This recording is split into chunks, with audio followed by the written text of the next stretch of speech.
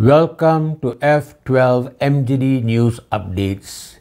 Greetings to you, dear friends of Melaka Johor Diocese.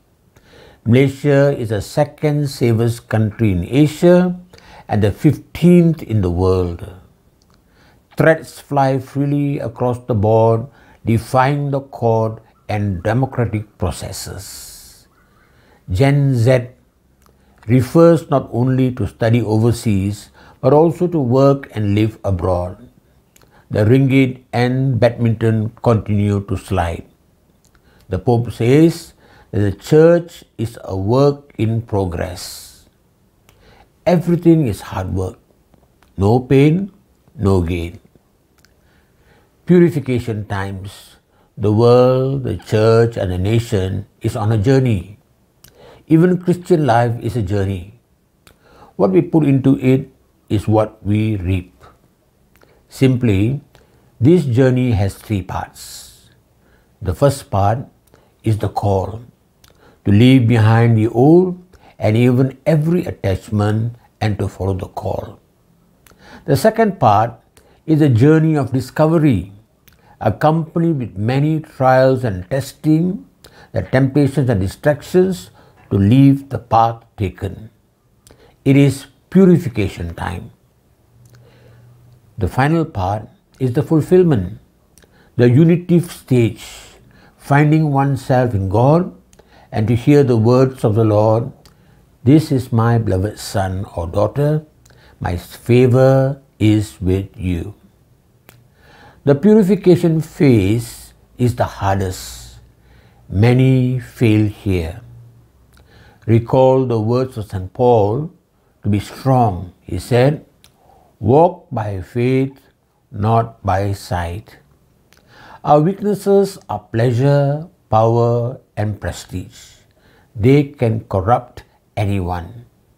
It only takes setitik nila untuk rosak susu sebelanga. Thought for the week. There once was a farmer who discovered that he had lost his watch of great sentimental value. He searched and searched, but could not find it. Then he enlisted the help of children who happened to be there. Heartbroken, he was about to give up when a little boy asked the farmer, "Can I look for the watch one more time?" The farmer told him to go back into the barn to continue his search. To his complete surprise and astonishment, the boy came out, face beaming with pride and with the farmer's watch in his hands. The farmer asked, "How did you discover it when others could not?" The boy simply said, "I did nothing but sit quietly on the ground and listen in silence.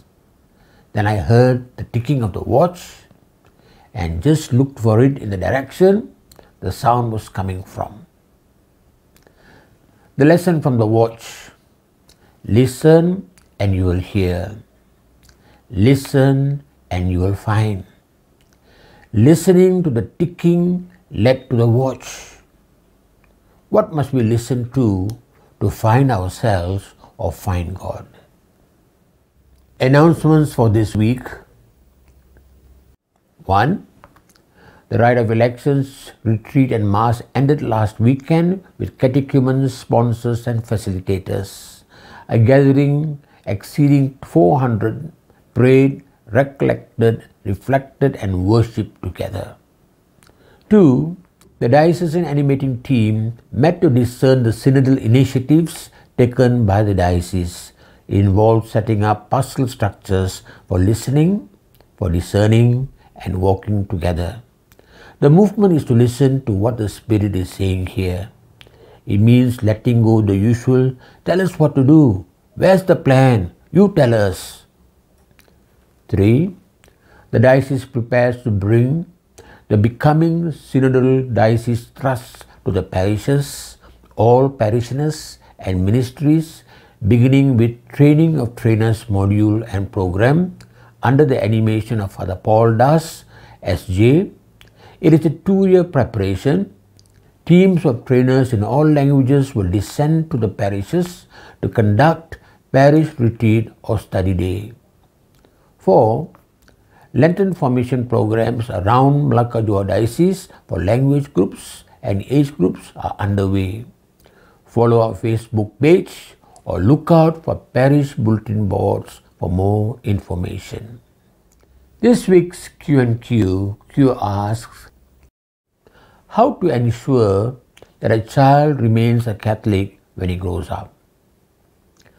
A study by Georgetown University's Center of Applied Research in the Apostolate and Peyton Institute for Life of the Domestic Church revealed some common factors among families whose children remain practicing Catholics in adulthood. At present, it's only 15% in the United States. Among the findings was that these families generally describe their homes as warm and affectionate, integrating their faith in their daily family.